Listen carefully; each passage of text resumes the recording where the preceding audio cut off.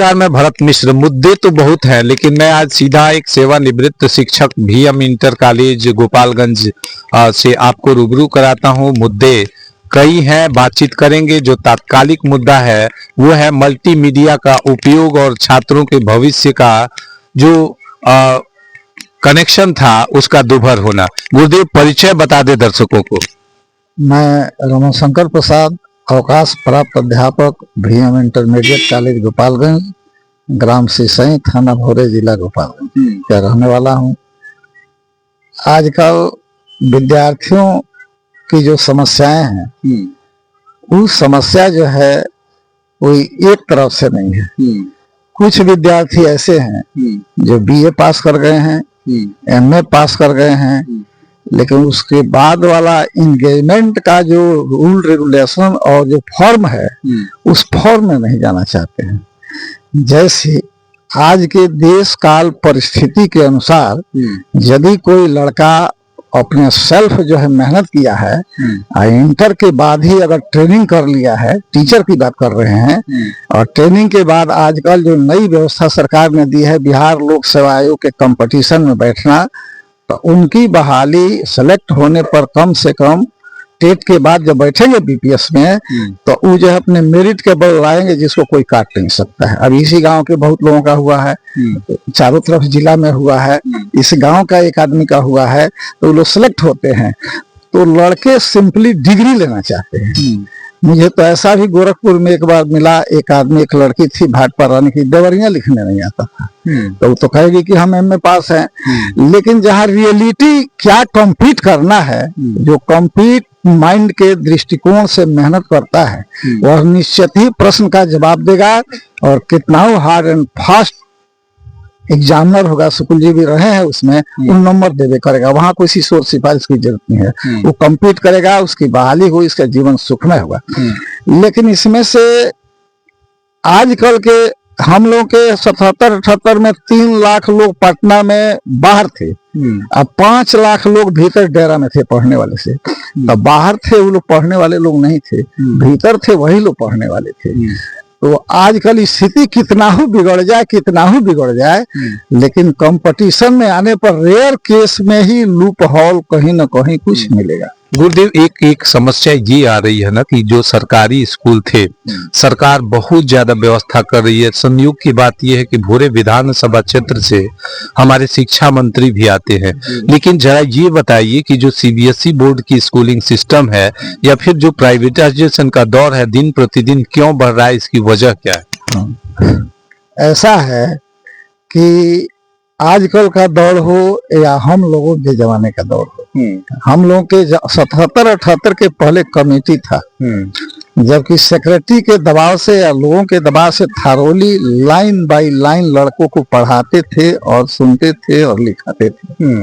लेकिन वो दौर बदला तो कमीशन हो गया, education service commission of Bihar बना, और बनने के बाद लोग जब कंपटीशन में गए तो वहां एक आदमी, उसी कंपटीशन का मैं भी हूँ 1978 का, तो उसमें जो जिस विषय से था उस विषय के स्पेशलिस्ट 5 बैठे हैं, चेयरमैन भी बैठे हैं, सबके बाद 5-5, 4-4 क्वेश्चन है पूछने के लिए उसी विषय का। एक संगीत पूछा जाता था जनरली सबसे, तो उसमें जिसको 30 में 20, 22, 23, 18 तक नंबर आता था तो सीट के अनुसार उसकी बहाली हो जाती थी। वो दौड़ चला करीब 80-82 तक। 90-91 के बाद हर, जैसे गोपालगंज डिस्ट्रिक्ट में 2-3 कोचिंग था, बाद में इतना कोचिंग हो गया कि लड़के सरकारी विद्यालयों को छोड़ करके उसमें पढ़ना शुरू कर दिया।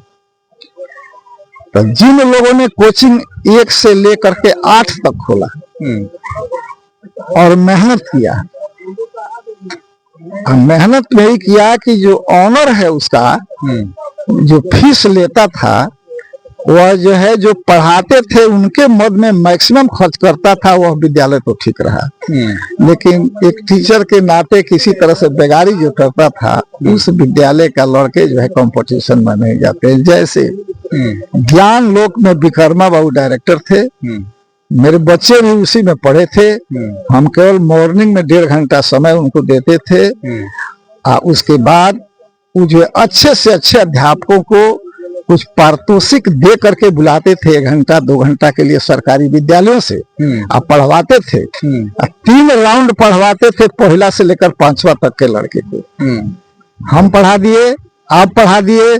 तीसरा राउंड जो पढ़ाने के लिए जानते थे तो 3 क्लास के लोग रहते, ABC एक ही क्लास में, और तीनों क्वेश्चन पूछते थे, तीनों का जवाब देना पड़ता। भले आप MA पास है चाहे कॉलेज के हैं, लेकिन ऐसा ऐसा प्रश्न करते थे बच्चे की सोचना पड़ता था। लेकिन उसमें प्रतिष्ठा होने की बात इसलिए नहीं थी कि जो अध्यापक उस समय के थे कहते थे कि इस प्रश्न का जवाब अगर तुम जानते हो तो बताओ, और नहीं जानते हो तो कल तुम भी तैयार होकर के आना, हम भी तैयार हो जाए। जैसे हम गए क्लास करने के लिए ज्योग्राफी का, एक बार 5वां का A सेक्शन था, तो 5वीं के A सेक्शन में, यानी गुरुदेव ये मान ले कि अब जो टीचर्स होते हैं वो फिल्टर करके नहीं जाते हैं या प्रिपरेशन करके नहीं जाते हैं, मोबाइल को लेकर क्या राय है? मोबाइल को बच्चों को देना चाहिए या फिर मोबाइल से दूर रखना चाहिए? मोबाइल से संवाददाता जी देख करके पढ़ा लेना, अपने को स्वयं इंडिकेट कर लेना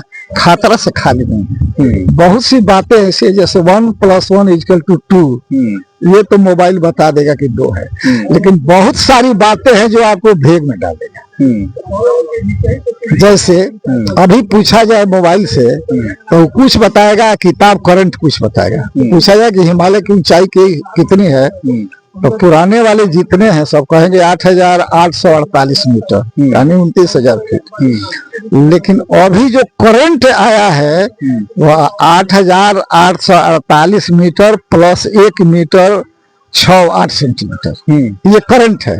अच्छा, तो वो लड़का पूछा था, उसको जो पढ़ाया था वो आदमी बहुत लेबोरियस था, नया था, पांडे थे इधर के। ये प्रतिवर्ष हिमालय कितना उत्तर खींच सकता है, कितना सेंटीमीटर फीट, यही प्रश्न किया। तो हम उस चीज को इसलिए जानते थे कि जिस कॉलेज में थे उसमें टेक्स्ट बुक पढ़ाया जाता था, भारतीय भवन पढ़ाया जाता था, और सुरेश प्रसाद की किताब पढ़ाई जाती, माने एक राइटर की किताब नहीं पढ़ाते थे, ये टीचर लोगों को पढ़ना पड़ता था। क्योंकि जिला है, देहात तो है नहीं, जिला में वकील के, मजिस्ट्रेट के, धनाढ्य लोगों के ट्यूशन पढ़ने वाले बच्चे जाते थे, वो क्वेश्चन करते थे। 10 मिनट समय उनको दिया जाता था, उसमें क्वेश्चन करते थे। तो हमको याद था 2.5 सेंटीमीटर जो है यह जो है जाता है। ये प्रतिवर्ष की से बताइए कि आज के पढ़ने वाले कितने छात्र इस बात को जानते हैं? इस हमको अंदाज है कि जितना आपको दिखाई देता है, जितना कोचिंग सेशन बाजार है या भोरे ले लीजिए, इस चीज को नहीं बता पाएंगे। क्योंकि अगर ये पूछा जाता है उनसे कि तुम अपने BA का कॉम्बिनेशन बताओ क्या है, साइकोलॉजी का स्पेलिंग बताओ क्या है, पॉलिटिकल साइंस का स्पेलिंग बताओ, तो बच्चे नहीं जानते हैं सर, केवल कोचिंग का नाम। तो ये आज आपको मैं जो लौकिक सच्चाई है जो दिखती है उसको लेकर बातचीत किया। आगे और भी ऐसी मुहिम में हम आपको बेहतर लोगों से मिलाने की कोशिश करेंगे। मैं भरत मिश्र।